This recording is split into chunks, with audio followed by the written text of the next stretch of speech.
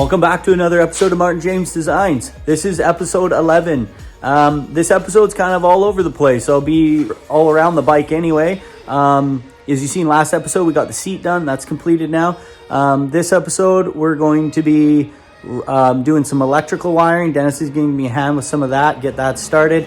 I'm going to be installing the Dakota digital gauge and the gas cap and battery fuel gauge. Monkeying around with the forward controls, we run into a bit of an issue with that. I'll tell you guys more about that. And I also run into a pretty big issue with the primary cover, so I'll be going over all that with you guys. And nothing's getting fully completed on this episode. There's going to be a lot of loose ends still, but I figured we'll move through it because I'm going to have Dennis on the next episode come over and we're going to do the final crunch to get this bike running. So let's just jump into it.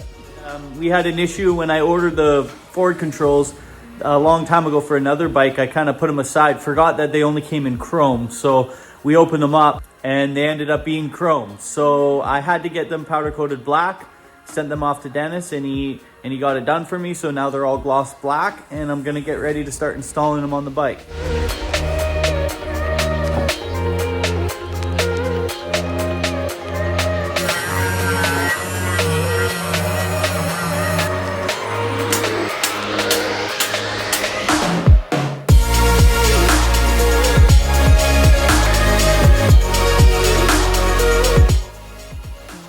The stock exhaust bracket's just in the way of the brake lever here.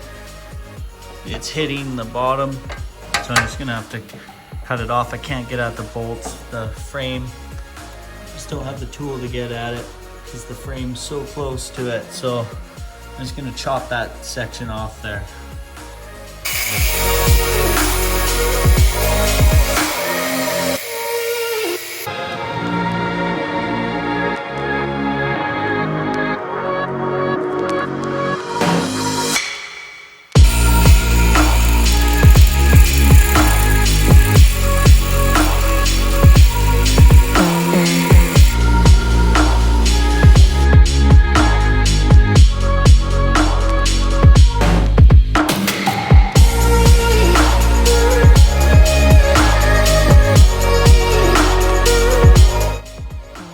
Okay, I'm going to be installing the Roland Sands tracker foot pegs as well as the matching shifter. So we'll open these up and get these on.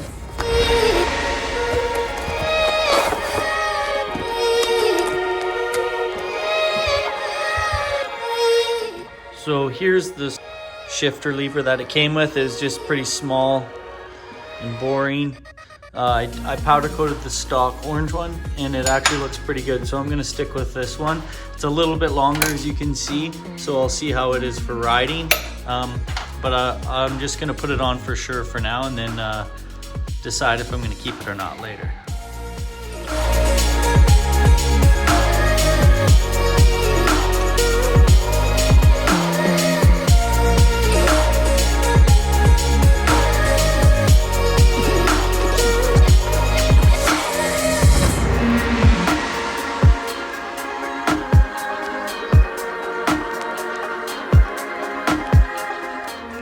Back in the shop today, we got Dennis, and we're gonna be working on the wiring today. I'm gonna be getting the Dakota digital gauge in, getting the center console of the bike done, and Dennis is awesome at wiring. It's not my strong suit, so called him in, get him to give me a hand here. So we're gonna start tackling this. So let's get to it. I'm gonna start by taking this gas tank off, so I'll take care of that.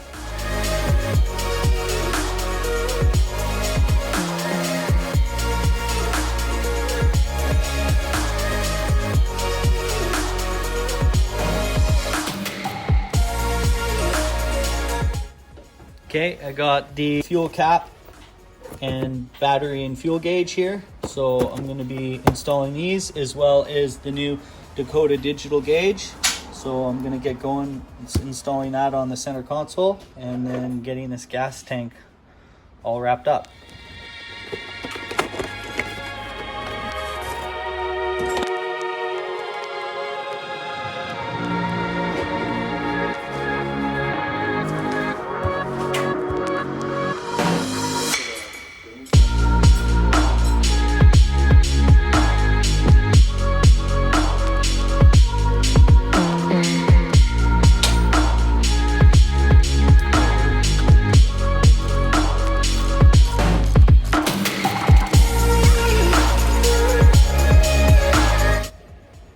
Okay, you got the mesh gas cap and the mesh LED fuel gauge. So I'm going to be opening up these and getting them installed on the gas tank here. There's the new sender wire. Got that. Go.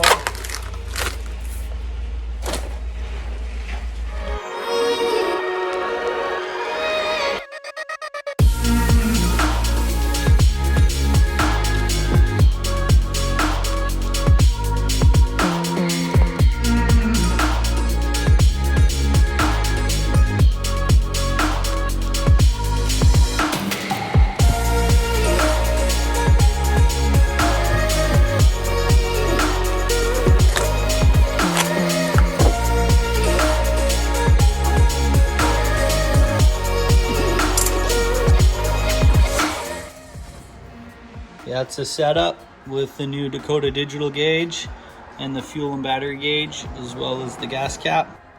It's looking pretty good. Okay, now that we put the forward controls on to fit this bike, and unfortunately with the Two Brothers Racing exhaust, it doesn't quite work with forward controls.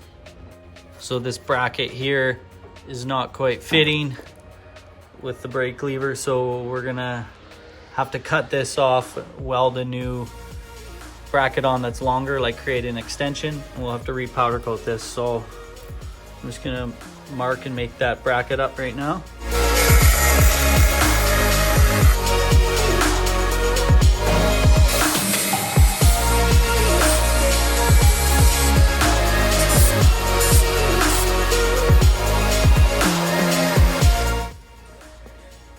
Okay, so just grinded this down, the brake lever, and have this little bracket I made for putting an extension right here. Be able to put an extension on that, weld another bracket on there, and that should work. Here's a brand new headlight. It's a 5 3/4. It's similar to the Daymaker. Here it is. So I'm gonna get this installed now. Dennis has got the headlight going on. So we got the mounting bracket in, and he's going to be wiring all the electrical for the controls.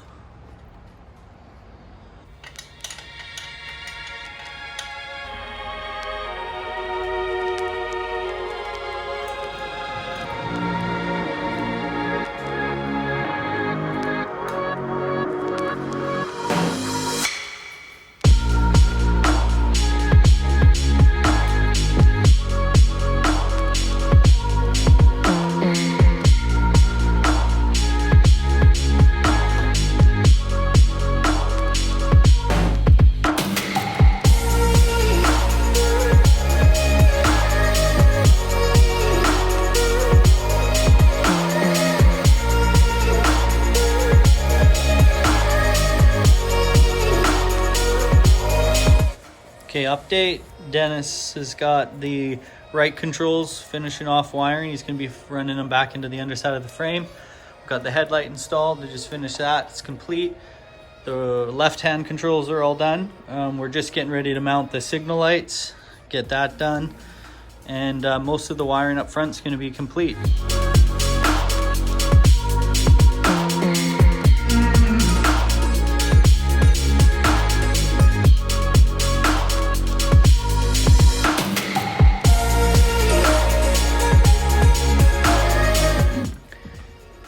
Okay, I decided to use the custom dynamics signals, but these are meant to wrap around the forks, kind of like a ring. They got flexible 3M tape on them. I'm actually going to cut off the end and off the end right there, and I'm going to mount them right like this, vertically, and then we're going to heat shrink the wires and run the wires nice and hidden right behind into the frame. So I think it should look really good. That way it'll look nice and clean, and it will go with the theme of the back of the bike with the strip for the brake and signal lights back there too.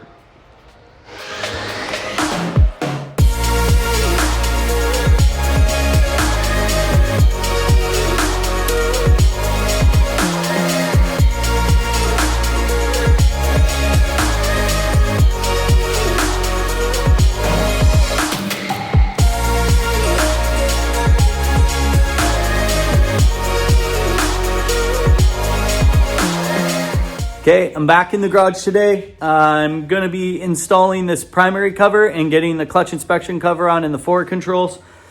We ran into a pretty big problem here. The primary cover from stock had an existing, had like a rubber coating on it that was all blacked out. And we tried to remove that rubber coating with the sandblaster and then powder coat the primary cover gloss black. But from the heat of that rubber coating, I guess from the underside of it, started to bubble. And we've been working on this primary cover for a while, trying to smooth it out, but it's I don't even think it's salvageable at this point. So unfortunately, I'm gonna have to strip it all the way down to bare metal or find a replacement one. It is what it is, but I'm still gonna put it on regardless of what it looks like, because I want to get fluid in this bike and get this bike running, at least get everything tested, the electrical, get the auto tuner and things like that, and then I'll be ripping the primary cover off later and completely replacing it or getting this one brought back to bare metal. But it is what it is, and I'm just gonna put it on anyway. As you can see, the rubber coating was baking off the top, and it just, no matter what we did, it just wouldn't take. So unfortunately, it's not ideal, but we still have the primary cover, so I got to get it on the bike because I want to get this bike running. So it sucks that this happened, but it's part of the learning process. So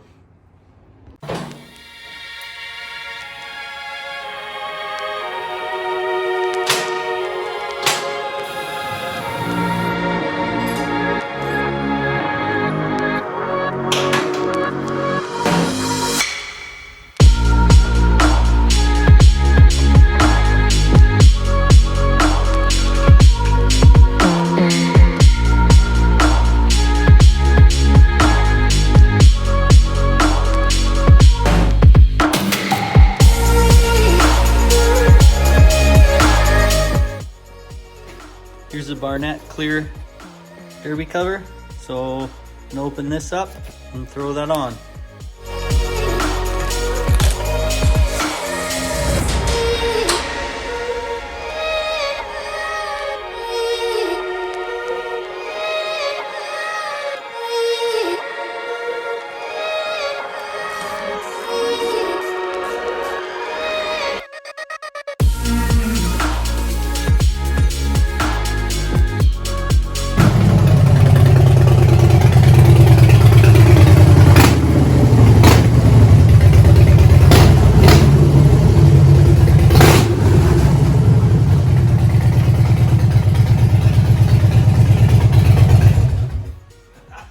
It's January here in Squamish. It's off season, and here's Jordan shows up while I'm just working on the bike, and he might have me convinced to go riding too. I'm not sure yet. But this bike here, that's the 2010 Dyna Super Glide that I built for him. I was gonna do an episode on that as well. Dude, how cold was it out? Whoa, sorry. It's not too bad. Right. Nice. Well, I think I might have to steal your primary cover. Yeah, no, she's looking good. Is it running good? Unreal, man. This is that rear brake light that I was talking about. It's got signals on each side and the brake light in the back. So we're going to be doing that on right here on the underside of the Outcast. I need to make up another license plate bracket like you did there too. Customize this bike. I painted this bike too. I put his name in there and stenciled the Harley Davidson and his favorite number 19. So this was the second bike I had built. I did all the powder coat and paint myself. Went with the T-bars. Made a rustic look, black powder coat the rims. And just powder coated all the shifters and did the kind of the same design that I did on the Outcast. It's got a similar style. Put the 10-inch burly slammers on it. And we didn't chop the fender back as far here We kept it a little longer. It actually, that's the stock part on the new one. You can see that I cut it way back, but it still looks really nice. Put the 180 tire on it. The Vance and Hines shorties with the Vance and Hines air cleaner. I hand painted the Super Glide. Did gold bolts. Turned out pretty nice. What do you think of it? Fuck. Couldn't let it sit in the garage any longer.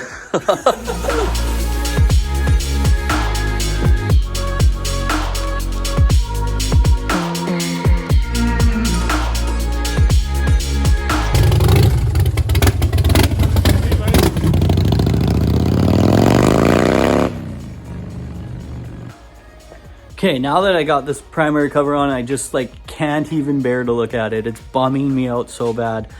But I do have an idea. I did think of a solution for now, with the exception of leaving it the way it is just to get the bike running. But I do have this.